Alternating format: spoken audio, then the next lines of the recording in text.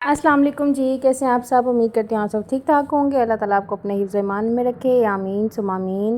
Video मैंने ऐसी जल्दी जल्दी शुरू कर दी है। यहाँ पे मैं आपको दिखा रही थी कि मैंने आलू गोश्त बनाना है, साथ में मैंने फ़िश रखी हुई थी, वो भी फ्राई करनी है। और यहाँ पे मैंने ईसा के लिए यखनी चढ़ाई हुई थी।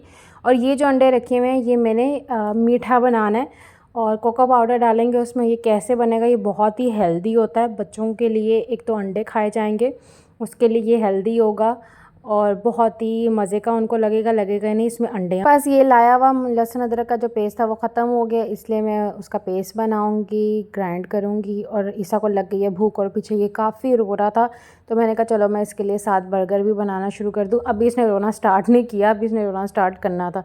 तो ये मैंने यहाँ पे गोश्त रखा था, गोश्त में मैं घी डालूंगी। मैं बेसिकली आलू गोश्त बना रही हूँ शोरबे वाला। उससे पहले मैंने कहा ईसा को मैं बर्गर बना दूँ ताकि वो खा ले और थोड़ी देर के लिए मुझे थोड़ा सुकून दे, ताकि मैं खाना बना सकूँ। क्योंकि मैं जब भी किचन में जाती हूँ ईसा ने पीछे से या तो रोला डाल देना होता है कि मेरे साथ खेलो या फिर मुझे कुछ खाने को दो। तो मैं सबसे पहले खाना बनाते बनाते उसका कुछ ना कुछ बना देती हूँ। और साथ ही मेरे यहाँ पे अंडे हो गए थे, इनको बॉयल हो गए हैं, 5 अंडे हैं। इनका मैं मीठा बनाऊंगी और मैं आपको फिर रेसिपी भी साथ में शेयर कर दूंगी। ज़रूर बना के अपने बच्चों को खिलाएगा। एक तो अंडे खाए जाएंगे, प्रोटीन होगा, दूसरा ये बहुत हेल्दी एक मीठा आप कह लें कि एक चॉकलेट कस्टर्ड टाइप बना रही हूँ। तो ये बच्चों को खाने में भी बहुत मज़े का लगता है और बड़े भी ये खा सकते हैं। तो जी बस यही है ज़िंदगी दुबई की कि हर काम आपको खुद ही करना होता है। अगर आप एक हाउस वाइफ हैं, एक मदर हैं, तो सारा दिन चल सो चल चल सो चल चल सो चल, मेरी अम्मी कहती हैं सारा दिन चल सो चल लाई हुई है। तो वही वाला हिसाब होता है कि सारा दिन चल सो चल ही लगी रहती है। कभी कोई काम आ रहा होता है कमरे में करने के लिए, कभी बच्चे का काम करना होता है, कभी बच्चे को टाइम देना होता है। क्योंकि यहाँ पे आप बिल्कुल अकेले होते हो, हस्बैंड साहब गए होते हैं ऑफ़िस, और सारा दिन आपको बच्चे के साथ स्पेंड करना होता है। बच्चे को बाहर लेके जाना होता है, फिर घर के काम करने होते हैं, फिर ग्रोसरी होती है, फिर खाना पकाना होता है। मैं जब पाकिस्तान होती थी, अपने घर होती थी, तो एक तो काम करने के लिए मेड आ जाती थी, वो मेरे लिए काफ़ी आसानी हो जाती थी। सेकंड ये होता था कि खाना कभी अम्मी बनाती थी, कभी मेड बना देती थी, कभी कभी मैं बना देती थी। मैं अक्सर ईसा के ही काम करती थी, उसके ही खाने बनाती थी, मैं एक्स्ट्रा कोई काम नहीं करती थी। और कपड़े भी मेरे धुल जाते थे। तो मतलब इतनी आदत पड़ी हुई थी कि तब भी मुझे लगता था कि भाई मेरे पास टाइम ही नहीं है, मुझे बहुत काम करना पड़ता है, मुझे बच्चे को बहुत टाइम देना पड़ता है। और अब यहाँ आके तो ऐसे लग रहा है कि जैसे मैं एक इन लोगों के लिए जीता जागता मुफ्त का नौकर बन चुकी हूँ। क्योंकि इतना काम घर का करना पड़ता है, उसके साथ साथ बच्चे को देखना पड़ता है, उसके साथ साथ खाना बनाना पड़ता है। और ये जो हुनर है ना इस चीज़ को मैनेज करने का, ये हर औरत में पाया जाता है। और ये सिर्फ़ और सिर्फ औरत में पाया जाता है। ये खसलत मर्द में बिल्कुल भी नहीं होती कि वो मल्टीपर्पज़ काम कर सके। ऐसा नहीं है कि ये सब काम बहुत बोझ लगते हैं हमें, ऐसा बिल्कुल भी नहीं है। मुझे तो मेरे घर के काम करने का इतना मज़ा आता है। अल्लाह ताला का लाख लाख शुक्र अदा करती हूँ कि अल्लाह ताला ने मुझे इस काबिल बनाया कि घर को संभाल सकें, घर की केयर कर सकें, संवार सकें, बच्चे को देख सकें, शौहर को देख सकें। मुझे इंस्टाग्राम पे भी एक बच्ची ने मैसेज किया था, मैंने उससे पूछा था कि मैं आपका नाम लेके स्टोरी बता दूँ, तो उन्होंने कहा था जी आप मेरा नाम ले सकती हैं, लेकिन मैं फिर भी उनका नाम नहीं ले रही।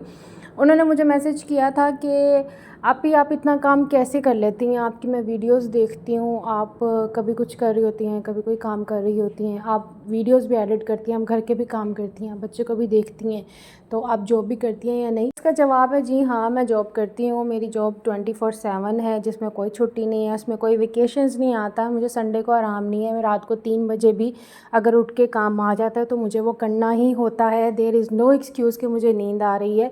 और वो जॉब एक हाउसवाइफ की, एक मदर की। मैं इस बात को समझती हूँ, बहुत सारे लोग इस बात से एग्री करेंगे या नहीं करेंगे, कोई बात नहीं, सबकी अपनी अपनी चॉइस है, अपना अपना माइंड है।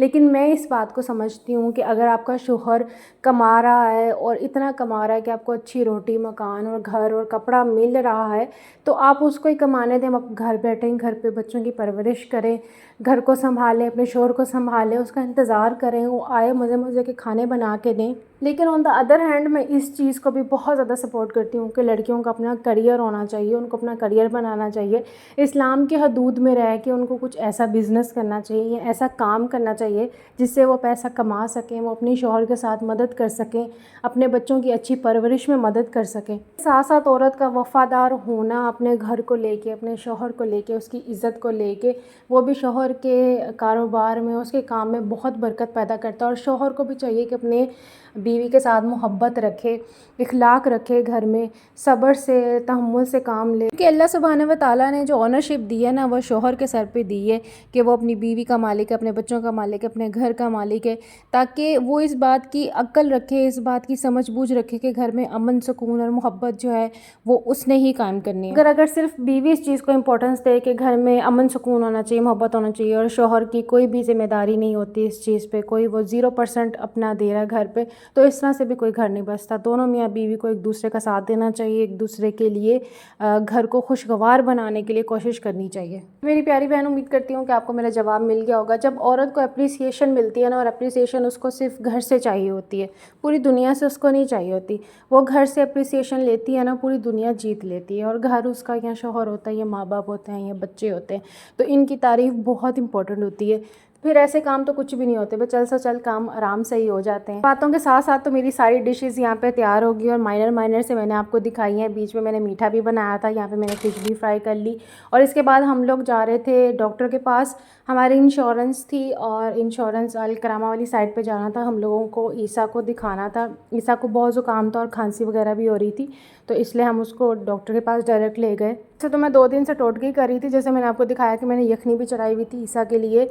यखनी पी तो ली थी ईसा ने, लेकिन अभी भी मुझे डाउट ही था कि नाक बंद है तो मैं इसको ले ही जाऊँ। शुक्र अल्हम्दुलिल्लाह कोई ज़्यादा बड़ा मसला नहीं था, बस माइनर सा नाक ब्लॉक था और गला थोड़ा सा ख़राब था। वो इस वजह से था क्योंकि ईसा बहुत ज़्यादा बबल्स फैला रहा था। 2-3 दिन हो गए थे, वो बबल्स उसके मुँह के अंदर चले गए थे, इस वजह से गला ख़राब हो गया था। उसके बाद वापस घर आने के बाद मैंने हिबिस्कस टी बनाई, पिलाई और पी। आई होप आपको मेरी बातें अच्छी लगी होंगी, वीडियो भी अच्छी लगी होगी। अगर अच्छी लगी है तो लाइक कर दें, सब्सक्राइब कर दें चैनल को अगर आपने नहीं किया हुआ तो। अगर किया हुआ है तो then thank you so much. आप लोग मुझे टिकटॉक, इंस्टाग्राम और फेसबुक और स्नैपचैट पे भी फॉलो कर सकते हैं आमना खान के नाम से। जिनको शॉर्ट रील्स देखना पसंद है उसके लिए मेरा दूसरा चैनल है लाइफस्टाइल बाय आमना शॉर्ट्स के नाम से, आप वो सर्च कर सकते हैं।